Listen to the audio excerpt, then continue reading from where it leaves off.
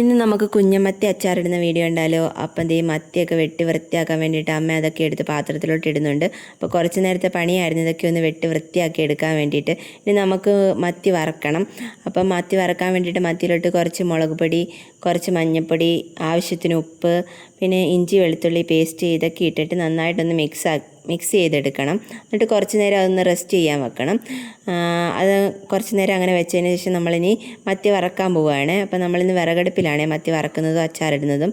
അപ്പോൾ നമ്മുടെ പാത്രം ചൂടായി വന്നപ്പോഴത്തേക്ക് നമ്മൾ അതിലോട്ട് എണ്ണ ഒഴിച്ച് കുറച്ച് കറിവേപ്പിലയൊക്കെ ഇട്ടിട്ട് നമ്മൾ മത്തി കുറച്ചായിട്ട് വറുത്തെടുക്കുകയാണ്. അപ്പോൾ നമ്മൾ എല്ലാം നല്ല പാകത്തിന് വറുത്ത് മുറിച്ച് മത്തിയൊക്കെ സെറ്റാക്കി ഇവിടെ വെച്ചിട്ടുണ്ട്. ഇനി നമുക്ക് അച്ചാറിടുന്ന പരിപാടിയിലോട്ട് കിടക്കാവേ. അപ്പോൾ നമ്മുടെ പാത്രം ചൂടായി വന്നപ്പോഴത്തേക്ക് നമ്മൾ വെളിച്ചെണ്ണ ഒഴിച്ചു. അപ്പോൾ വെളിച്ചെണ്ണ നന്നായിട്ട് തിളച്ച് വന്നപ്പോഴത്തേക്ക് നമ്മൾ കടുകും ഉലുവായിട്ട് പൊട്ടിക്കുന്നുണ്ട്. പിന്നെ നമ്മൾ വെളുത്തുള്ളി ഒന്ന് ചതച്ചാണ് ഇട്ട് കൊടുക്കുന്നത്. അപ്പോൾ വെളുത്തുള്ളി ഇട്ട് കൊടുത്തതിന് ശേഷം നമ്മൾ ഇഞ്ചി ഇട്ട് കൊടുക്കുന്നുണ്ട്. അപ്പോൾ അത് രണ്ടും ഒന്ന് മൂത്ത് വന്നപ്പോഴത്തേക്ക് നമ്മൾ കറിവേപ്പില ഇട്ട് കൊടുക്കുന്നുണ്ട്.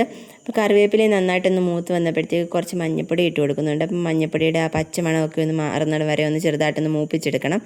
അതിനുശേഷം കായപ്പൊടി ഇട്ട് കൊടുക്കുന്നുണ്ട്. അപ്പോൾ കായ ഒന്ന് നന്നായിട്ട് മൂത്ത് വന്നപ്പോഴത്തേക്ക് നമ്മൾ മുളക് പൊടി ഇട്ട് കൊടുക്കുകയാണ്. മുളക് പൊടിയുടെ കണക്കൊന്നും പറയാനില്ല, ഒരു ഏകദേശ രൂപത്തിൽ അങ്ങ് ഇടുവാണ്. അപ്പോൾ മുളക് പൊടിയൊക്കെ ഒന്ന് ചെറുതായിട്ട് മൂത്ത് വന്നപ്പോഴത്തേക്ക് നമ്മൾ ആവശ്യത്തിന് ഉപ്പിട്ട് കൊടുക്കുന്നുണ്ട്. എന്നിട്ട് പിന്നെ നമ്മൾ വറുത്ത് വെച്ച മത്തി അതിലോട്ടിട്ട് നന്നായിട്ടൊന്ന് മിക്സ് ആക്കി എടുക്കുന്നുണ്ട്. അപ്പോൾ മത്തി മിക്സ് ആക്കുമ്പോൾ നമ്മൾ സൂക്ഷിക്കണം, മത്തി പൊടിഞ്ഞു പോകാതിരിക്കാൻ വേണ്ടിയിട്ട് സൂക്ഷിക്കണം. അപ്പോൾ നമ്മുടെ സൂപ്പർ ടേസ്റ്റി ആയിട്ടുള്ള മത്തി അച്ചാർ ഇവിടെ റെഡി ആയിട്ടുണ്ട്.